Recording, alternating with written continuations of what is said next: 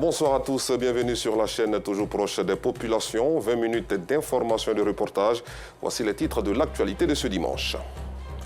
La lutte contre les violences faites aux femmes se poursuit en Côte d'Ivoire. Des milliers de cas de VBG ont été signalés en 2023. Les organisations de défense des droits des femmes se mobilisent pour dire non à ce fléau. Les détails dans les dossiers de l'ADE.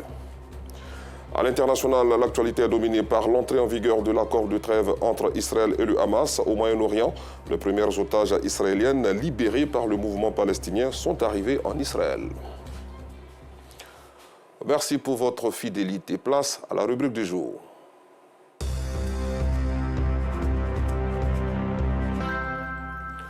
La lutte contre les violences faites aux femmes se poursuit en Côte d'Ivoire et dans le monde. Notre pays a enregistré plus de 8000 cas de VBG en 2023. À l'occasion des 16 jours d'activisme, les organisations de défense des droits des femmes ont manifesté pour dire non aux violences à l'égard des femmes et inviter les survivantes à briser le silence.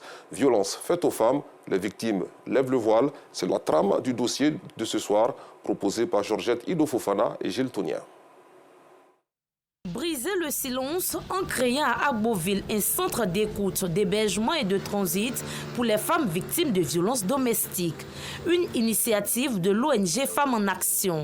Dame X, battue, violée et humiliée, a trouvé refuge dans ce lieu. Lorsqu'il va au travail, il vient. S'il a eu ses humeurs du travail, mais ça n'a pas été au travail. Sa colère, là, il déverse ça sur moi.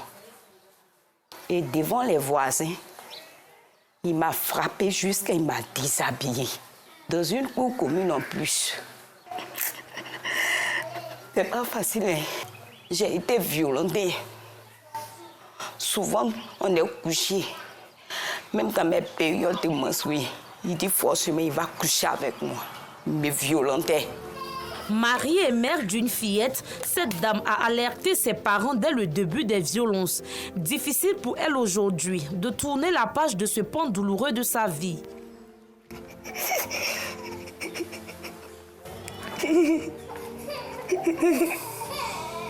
Et moi, ma fille de 2 ans, mon mari me déshabille, me frappe, il me maltraite. On dirait quelqu'un qui n'a pas de parents. Je suis allée expliquer le problème à ma mère et à mon père. Voici ce que ma mère va me dire encore, qui va aggraver ma situation. Elle me dit, c'est comme ça le foyer là, c'est comme ça, ça y est.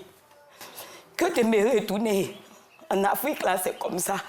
À ses côtés, la première responsable de l'ONG qui fait de la lutte contre les violences faites aux femmes sa priorité. La reconstruction, c'est pas facile. On reparle encore de ça.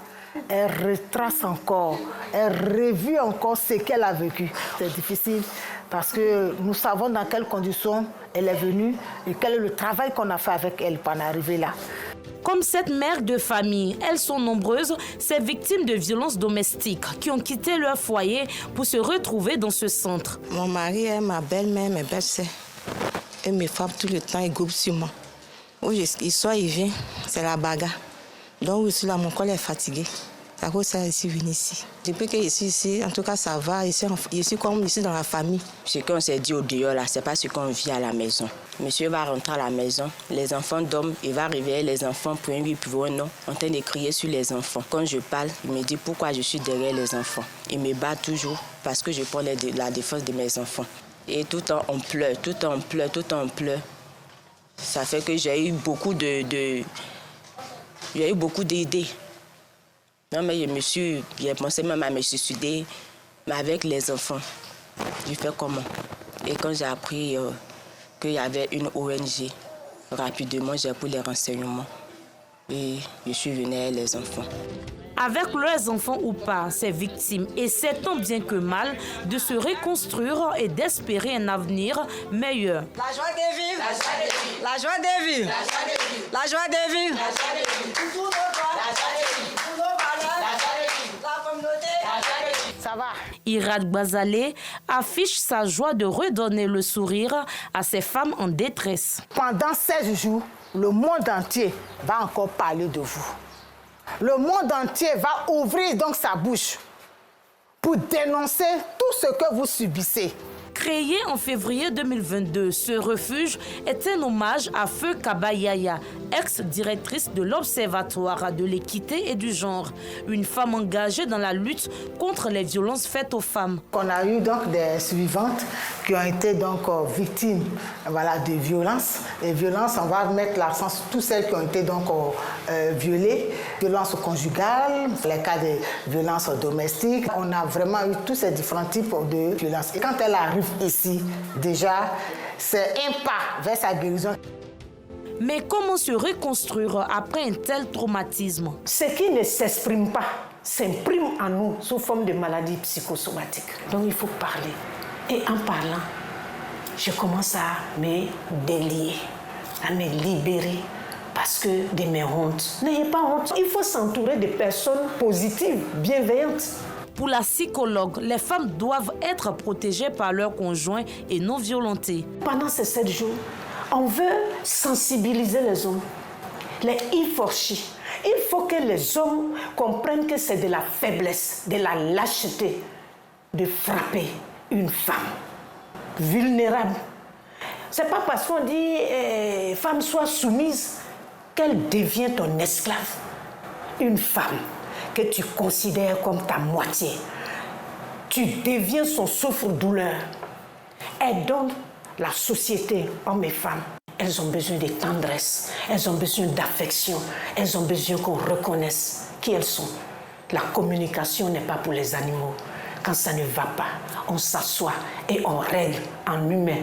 On ne bondit pas comme des animaux pour régler nos problèmes. Les violences faites aux femmes, une préoccupation majeure pour les organisations internationales de défense des droits des femmes. Chaque année, dès le 25 novembre, 16 jours d'activisme sont consacrés dans le monde à cette lutte. Venez nous sauver! Venez nous sauver! Venez nous sauver!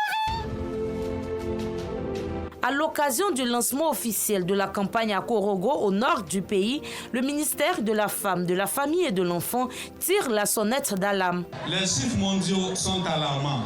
35% des femmes dans le monde ont subi des violences physiques ou sexuelles au cours de leur vie.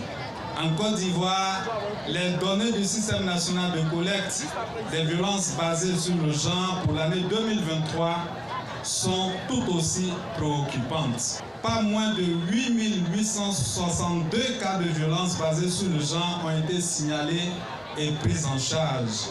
Au Conseil national des droits de l'homme, CNDH, on enregistre aussi des plaintes. Nous sommes déjà à 1117 cas de violences basées sur le genre qui ont été portés à la connaissance du CNDH, dont 674 cas concernent les femmes. Vous avez les cas d'homicide, les cas de mariage forcé, les cas de viol, de tentative de viol, de déni de ressources.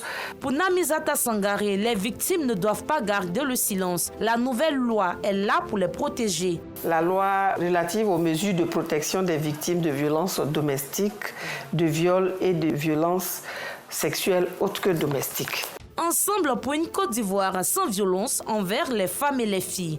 Une thématique pour prévenir les violences et promouvoir l'autonomisation, facteur de développement. Cette célébration incite ainsi à l'engagement continu pour garantir les sociétés plus justes, égalitaires et sûres pour toutes les femmes. Le pays enregistre plus d'une dizaine de centres d'écoute, d'hébergement et de transit pour les femmes victimes de VBG. Il faut aussi savoir que les efforts du gouvernement ivoirien, avec l'appui de ses partenaires, ont permis d'obtenir des résultats positifs en matière de lutte contre les VBG. Parlons éducation à présent. Le deuxième adjoint au maire d'Abobo a procédé au lancement de la deuxième édition des Olympiades scolaires de la commune. L'organisation de cette activité vise à mettre les meilleurs élèves de la cité chère à Kandia Camara en compétition pour relever leur niveau dans plusieurs matières. Plus de 700 élèves ont participé à ce concours, nous dit notre reporter Laurence Kakra. Ils sont les meilleurs élèves en mathématiques, en littérature et en dictée de la commune d'Abobo. Pour le démarrage de la deuxième édition des Olympiades organisée par la mairie d'Abobo, le deuxième adjoint au maire, Siaka Kone, a tenu à prodiguer quelques conseils d'usage aux candidats. Chers élèves, chers enfants, vous avez en face de vous les représentants de Madame le maire, votre maman,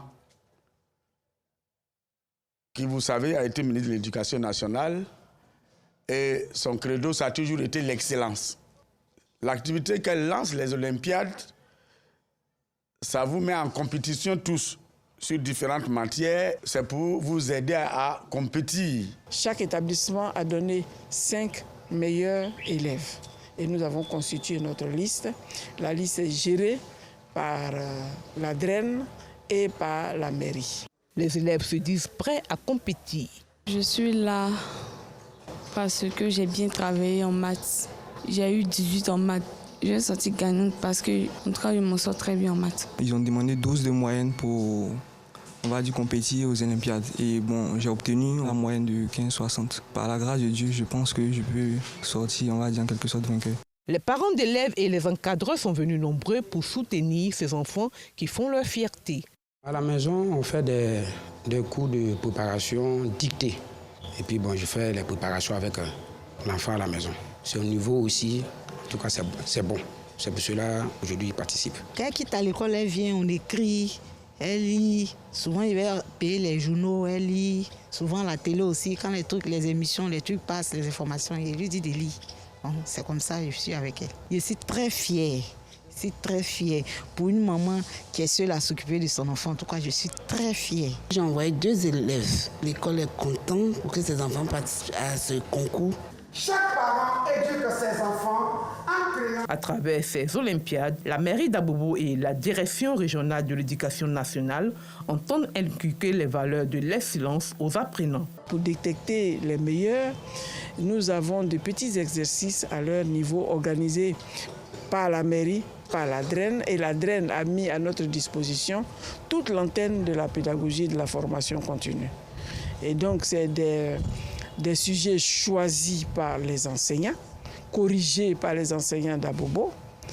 Les délibérations sont assurées par l'antenne de la pédagogie. Et donc, c'est tout un processus pour détecter les meilleurs. Notre ministre, la ministre Mariatou Koné, a toujours prôné la qualité à l'école. Et la qualité à l'école passe aussi par ces Olympiades qui cherchent à faire émerger les bons élèves que nous avons déjà triés. La Côte d'Ivoire se positionne comme un hub technologique avec des infrastructures de dernière génération. Pour y arriver, elle devra compter sur la main-d'œuvre qualifiée. Cette initiative de la mairie d'Abobo dirigée par Kandja Kamara soutient bien cette politique du gouvernement. Restons dans la commune la plus peuplée du pays, précisément au quartier Sagbé, où après le ras-le-bol des riverains, les jeunes se sont organisés pour déboucher un caniveau envahi par les ordures depuis maintenant plusieurs jours. Ce caniveau bouché empêche l'écoulement des eaux usées. Nos reporters Laurence Kakra, Abdoulaziz Daramé et Kader Batil nous donnent plus d'informations. Habitant du quartier Abobo Sagbé Antenne depuis une trentaine d'années, Kwame est aujourd'hui propriétaire de co-communes. Il met en lumière les réalités de son quartier. Nous sommes au quartier ici et vraiment nous avons beaucoup de soucis, pas de canalisation. Quand il pleut, nos cours sont inondés, il n'y a plus rien. Quand on a même une femme qui doit accoucher, on ne peut pas sortir du quartier parce qu'on n'a pas de voie de sortie. Tout est bouché ici avec nous. Avec les ordures qui jonchent les caniveaux, il est difficile de se promener tranquillement dans le quartier à cause des mauvaises odeurs et autres décharges à ciel ouvert.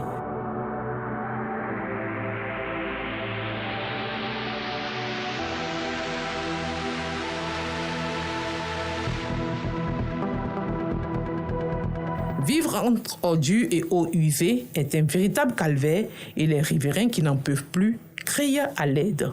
Caniveau, l'eau ne va pas vite. Ici, là même, il n'y a même pas caniveau même. Mais dedans, là-bas, là, où il y a caniveau, là, c'est bouché. On veut qu'il n'a qu'à venir nous aider. On n'a qu'à voir l'eau, n'a qu'à passer comme on peut vivre ici. Si on gagne un caniveau, comme ça, là, on peut vivre tranquillement. L'eau n'a qu'à partir, quoi. Notre problème, c'est tout à faire de l'eau, là. Face à cette situation intenable, les jeunes s'organisent pour assainir leur environnement. Ce matin, ils débouchent ce caniveau submergé par des bidons d'eau, des sachets plastiques et diverses ordures. Étant donné que la canalisation est très petite par rapport à la quantité d'eau qui arrive ici, donc chaque fois nous sommes obligés d'enlever les bidons. Le problème phare pour nous aujourd'hui, c'est que le caniveau est très petit par rapport aux quantités d'eau que nous recevons. Vraiment, quand il pleut du secteur jusqu'à la rande, tout cela, même après les rails, Tout cela, cette quantité-là se dirige vers nous ici. Et quand c'est comme ça, c'est difficile pour nous. Vraiment, nous demandons de l'aide. À Abidjan, comme dans la plupart des villes du pays, l'État met en place plusieurs ouvrages d'assainissement. Toutefois, il revient aux populations riveraines la bonne utilisation de ces ouvrages avec des comportements éco-citoyens. Restons avec Laurence Kakra pour parler cette fois solidarité. Le mouvement humanitaire Fifi Tunkara, qui vient en aide aux orphelins, veuves et personnes démunies, a récemment déposé ses valises au village SOS d'Abobo. Ce centre a reçu des vêtements et autres accessoires de la part de ce mouvement humanitaire qui s'est rendu ensuite au quartier Sagbé-Antenne et au centre de la même commune pour soulager veuves et orphelins. Fifi Tunkara en visite au village SOS d'Abobo. Les mains chargées de cadeaux, elle a fait don de vêtements, de chaussures, de cravates et d'autres accessoires aux enfants orphelins et responsables de ce centre. Nous sommes très sensibles à cet acte de générosité. Comme Mme Fifi Tunkara, beaucoup d'autres Ivoiriens ou citoyens vivant sur le territoire ivoirien peuvent lui emboîter le pas pour qui donner des vêtements, des denrées alimentaires, des appareils électroménagers. Tout cela sera toujours bienvenu. Nous voulons vraiment dire merci à toute sa délégation. Le mouvement humanitaire Fifi Tunkara a continué de s'aimer la joie dans les cœurs en se rendant au quartier Sagbé Centre et Sagbé Antenne, toujours dans la commune d'Abobo, où les populations l'ont accueilli avec allégresse. Là encore, le mouvement humanitaire accompagné par la fondation Pagasoro ont eu une oreille attentive aux doléances des veuves, orphelins et personnes démunies. L'islam, c'est le pardon, surtout, c'est le partage. Je me suis dit dans ma vie, Dieu, tu m'as fait tellement de grâces, alors aide-moi à ce que je puisse aider les autres. Je pense que aider, c'est la meilleure façon d'être proche de Dieu. C'est un geste qui nous va droit au cœur. Vu que nous aussi, nous avons une fondation qui travaille dans cette lancée-là, nous avons une vision commune. Permettre à l'autre d'être, se mettre au service de l'autre. Justement parce que nos religions nous demandent d'être des donateurs, d'être solidaires et de pratiquer, n'est-ce pas, la fraternité vraie. Et c'est dans ce cadre-là que nous avons associé notre image, l'image de la Fondation Pagasoro, au mouvement humanitaire Fifi Tunkara, voilà, pour le bien et pour le bonheur des populations. Reconnaissante pour cette marque d'attention, la présidente des femmes du quartier Sagbé Centre et Sagbé Antenne lance un appel. Ici, il y a beaucoup de souffrances parce que la majeure partie des femmes sont des veuves, les enfants sont des orphelins, les femmes qui ont des maris qui ne travaillent pas, les mamans aussi qui ne travaillent pas parce qu'il n'y a pas de mamans fonctionnaires. Nous sommes tous des commerçantes. Du coup, les matins, on va au marché, on revient le soir. Donc vraiment, ça parle de misère. Si on peut voir même, c'est un repas par jour, par famille. Donc vraiment, c'est un peu très dur. Nous remercions vraiment beaucoup Mme Tunkara Fifi de nous avoir visités. Et on entend encore un retour de sa part pour venir nous aider. Le mouvement Fifi Tunkara est une organisation panafricaine qui œuvre en faveur des veuves, orphelins et personnes démunies.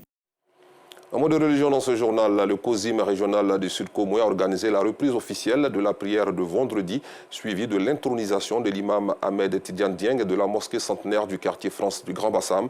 À cette occasion, leaders, guides musulmans et autorités administratives ont invité les fidèles à la culture de la cohésion sociale et de la paix. Compte rendu Clément Boko. La ville historique de Grand Bassam ouvre une nouvelle page de son histoire par la reprise ce vendredi de la prière de vendredi dans la mosquée centenaire du quartier France. Un événement couplé avec l'intronisation du principal imam officiant, Ahmed Tidiane Dieng. Après avoir dirigé la prière inaugurale de Djouma, Cheikh Moussa Dramé, président du COSIM régional du Sud Comoé et ses membres sacrifient à la tradition d'intronisation. Il saisit l'opportunité pour transmettre les consignes du cheikh Aïma Ousmane Diakité au collège Imamal et aux fidèles de la mosquée centenaire. Le cheikh Aïma a une seule préoccupation, c'est la cohésion sociale.